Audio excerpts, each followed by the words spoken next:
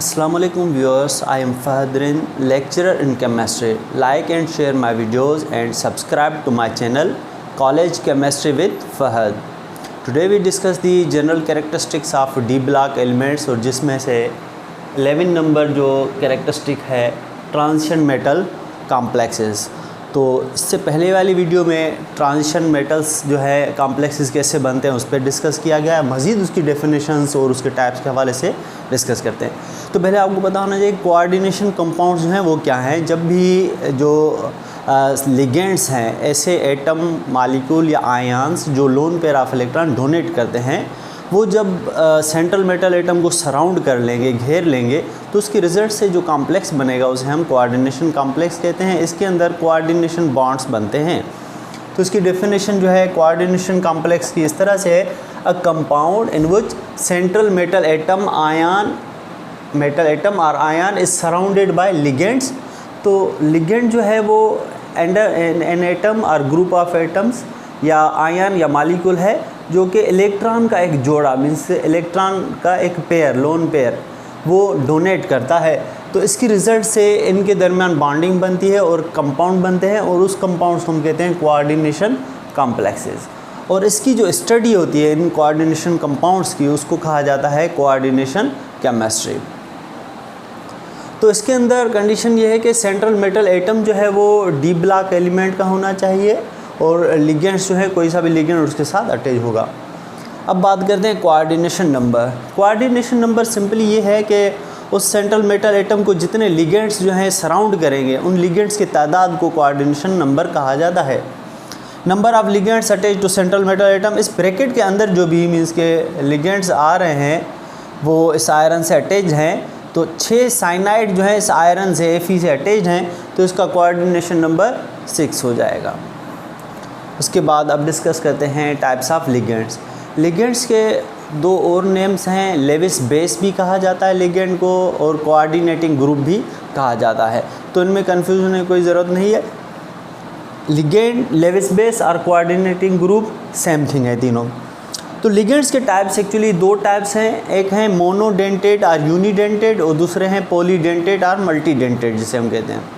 अब यूनिडेंटेड या मोनोडेंटेड वो हैं ऐसे लिगेंड जो एक pair lone pair of electron donate करें, तो वो मोनोडेंटेड हो गए। तो मोनोडेंटेड और यूनिडेंटेड इसको इसलिए कहते हैं क्योंकि ये जो मैंने एग्जांपल्स लिखे हैं सबके सब लिगेंड्स इलेक्ट्रॉन का एक पेयर जो है वो डोनेट कर सकते हैं सिर्फ, तो इसलिए ये हो जाएंगे मोनोडेंटेड या यूनिडेंटेड। जिसमें वाटर है, अमोनिया है, साइनाइड है, नाइट्रेट है, इस तरह से और भी इसके एग्जांपल्स हैं। अब बात करते हैं पॉलीडेंटेड और मल्टीडेंटेड। ये वो लिगेंड्स होंगे जिनकी सलाहियत होगी एक से ज़्यादा lone pair of electron donate करने की।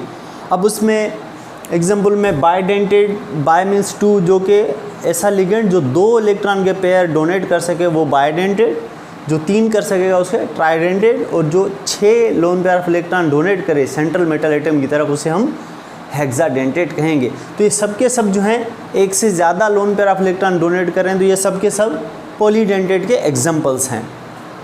इस वाले के जो टाइप बी लिगेंड्स के लिखे हैं मैंने। बायडेंटेड में COO- माइनस और COO- माइनस कार्बन कार्बन से अटैच है, ये ऑक्सिलेट आयन है। तो ये जो नेगेटिव चार्ज यहाँ पे है, ये यहाँ पे ऑक्सीजन से इलेक्ट्रॉन लोन पेयर जो है वो डोनेट करने की सलाहियत को रिप्रेजेंट कर रहा है। तो यहाँ पे 2 लोन पेयर ऑफ इलेक्ट्रॉन ये डोनेट कर सकता है, तो बायडेंटेड। इसी तरह से NH2 CH2 CH2 NH2, इसके अंदर 2 अमाइन है, इथिलीन डायअमाइन। तो जो 2 अमाइन हैं, हर नाइट्रोजन के बाद मैंने जो 2 डॉट्स लगाए हैं, ये डॉट जो हैं एक्चुअली ये वाले लोन पेयर ऑफ इलेक्ट्रॉन्स को रिप्रेजेंट कर रहे हैं। तो एक लोन पेयर ऑफ इलेक्ट्रॉन ये वाला NH2 रिलीज़ करेगा और एक NH2 का लोन पेयर जो है यहाँ से रिलीज़ होगा। तो इसके रिजल्ट में सेंट्रल मेटल एटम की तरफ एक ही जो मॉलिक्यूल है वो 2 lone pair of electron donate करेगा, तो हम इसे कहेंगे बायडेंटेड। इथिलीन डायमीन इसका नेम है, इसका शॉर्ट फॉर्म EN लिखते हैं। अगर इस फार्मूला में हम लिख रहे हैं तो Fe ब्रैकेट देंगे, इसके अंदर EN लिख देंगे। तो जहाँ पे भी नॉमेनक्लेचर में EN लिखा हुआ उसका मकसद है इथिलीन डायमीन, और ये स्ट्रक्चर बनेगा और ये 2 इलेक्ट्रॉन के पेयर जो है वो डोनेट करता है। अब बात करते हैं ट्राइडेंटेड पे। ट्राइडेंटेट जो है 3 लोन पेयर इलेक्ट्रॉन डोनेट करेगा, ये NH2 के ऊपर लोन पेयर, एक और ये, तो टोटल 3 लोन पेयर हैं। तो diethylenetriamine, 3 amine है और 2 इथिलीन है, तो इसका नाम होगा डाई इथिलीन ट्राई अमाइन, और ये ट्राइडेंटेड है। अब बात करते हैं हेक्साडेंटेड पे। ऐसा लिगेंड जो 6 lone pair of electrons donate कर सके उसे हम हेक्साडेंटेड कहेंगे। उसमें EDTA उसका एक एग्जाम्पल है, इथाइलिन डायमीन टेट्रा एसीटेट। तो इसका स्ट्रक्चर इस तरह से है, इसके नाम के हिसाब से ही इथाइलिन डायमीन, तो ये इथाइलिन हो गया, CH2 बॉन्ड CH2, डायमाइन तो मकसद है 2 नाइट्रोजन जो हैं वो यहाँ पे हम रखेंगे अमाइन। फिर एसीटेट का ये फार्मूला है CH2COO। तो ऐसे टेट्रा एसीटेट हैं, टेट्रा मीन्स के 4, तो एक एसीटेट यहाँ पे, एक यहाँ पे इस नाइट्रोजन के साथ 2 एसीटेट, और इसके साथ भी जो है हम 2 एसीटेट जो हैं वो लगाएंगे। यहाँ पे इसके स्ट्रक्चर में हम लिखेंगे CH2 बॉन्ड COO माइनस और CH2COO माइनस, इस तरह से। तो इथाइलिन डायमीन टेट्रा एसीटेट ये स्ट्रक्चर फार्मूला हो जाएगा EDTA का, और ये हेक्साडेंटेड है। अच्छा, इसके बाद जो मल्टीडेंटेड हैं उनको हम कीलेटिंग एजेंट भी कहते हैं, इसको कीलेटिंग पढ़ा जाता है और ये कीलेटिंग एजेंट होते हैं। तो मल्टीडेंटेड का दूसरा नाम कीलेटिंग एजेंट है।